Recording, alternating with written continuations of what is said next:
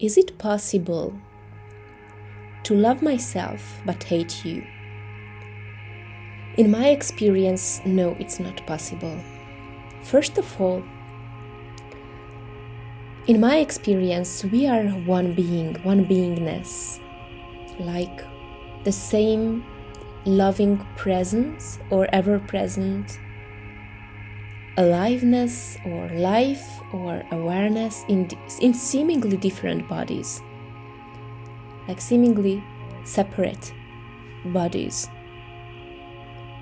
So that means for me that whatever I feel, I know that you also feel that, even if you are not conscious of it.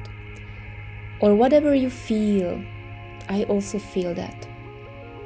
And by now I am conscious of that. So that means for me that we are on the same vibration, even if we are conscious of that, even if we are not conscious of that fact or experience. And I mean experientially awake to that interconnectedness, that we are one in that way. So knowing that, I just want to share my experience with you. Whenever I hurt you or whenever I hate you, I have to hate myself too. That's the non-dual part. And on the human level, what I feel is that the energy of hatred, the energy of that emotion called hatred gets activated in me. And in my case, it goes back to childhood. It's like a trauma command, hatred towards someone that gets activated in my belly. In my belly. When someone comes towards me, wants to connect with me, I feel this arising energy of hatred in my solar plexus that says, I hate you, go away from me. And this is, in my case, a trauma command.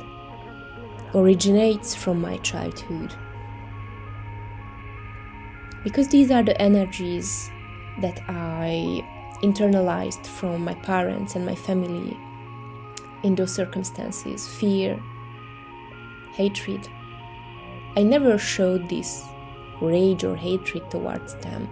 It was all internal experience, like internal energies within me. I had to stay there, or I believed that I had to stay there. So I didn't show the hatred, but it was all in me. Yeah. And so when you want to connect with me, and it's not that it always happens, but when you want to connect with me, my body will say, because of the unprocessed trauma in my body, this energy of the hatred and that command with the hatred will be activated that says, I hate you, go away from me. I hate you, go away from me. Or if I want to go deeper, it says, I have to hate you to stay safe, go away from me. And with these inquiries, these deep somatic emotional repression inquiries called the Kilobi inquiries, I learned to re-own this energy that gets activated in me, within me, when I start to hate someone. And so the solution for me wasn't to try to be different, because I tried it my entire life. I tried to be different. I tried to be good, not to hate anyone, always love everyone, and just to forget about the past, but it never worked. But with the emotional, deep repression inquiries and processing, somatic processing, deep somatic processing, I learned to re-own this energy that says, I hate you, I have to hate you, go away from me. And the deeper I made it conscious, I found the sadness behind it first, because I actually want to connect with you. And I felt sorry for that energy and for that little kid, for that little girl that was so immersed and blinded by the hatred and in the hatred. And so when my body says, when my belly says, I have to hate you to stay safe, to protect myself, go away. Actually, what the fear and the sadness says behind it is that, please stay with me, I love you, I'm sorry, I'm sad about that.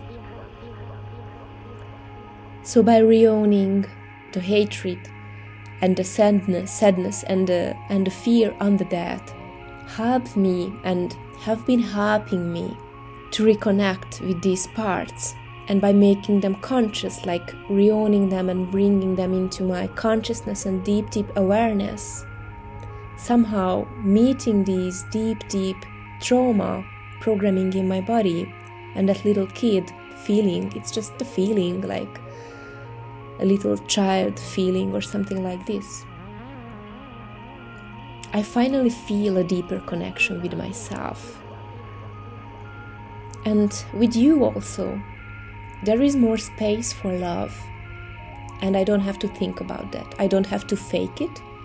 I don't have to love. It's just there, like connecting through love is just there because I've been wanting that really, to connect, not from fear or from hatred or from sadness, but just through the acknowledgement of our oneness, that we are already one.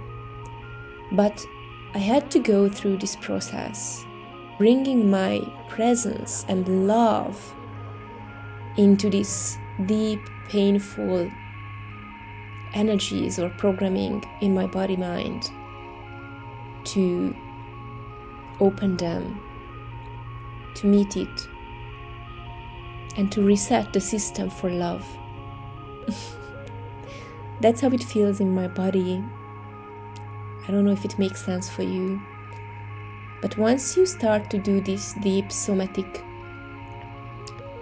inquiry and processing, you start to feel the change. I started to feel the change within a couple of weeks.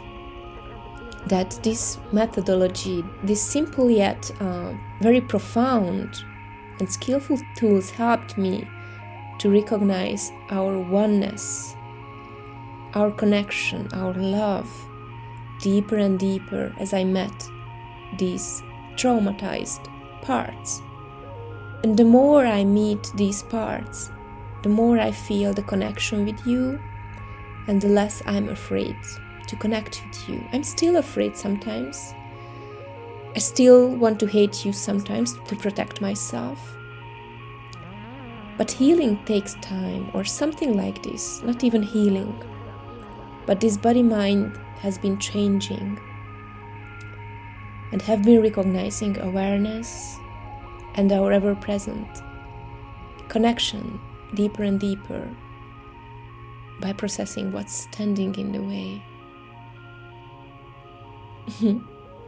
And that's so funny that what's created the duality, everything that was stuck, everything that was afraid, everything that was angry and sad, actually.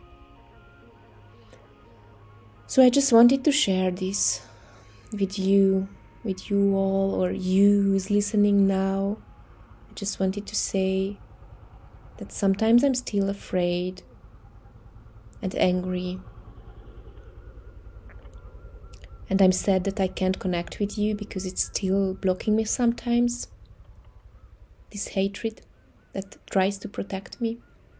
But I'm getting better at it, better and better, and I enjoy more and more connecting with you, less fear around it, and I feel more and more this love connection with you, regardless what's happening on the surface. It gives me a deep safety and satisfaction, maybe, if that's the word, that we cannot lose this connection, no matter what happens between us. I will never forget that. I will never forget that. I love you. Thank you for listening.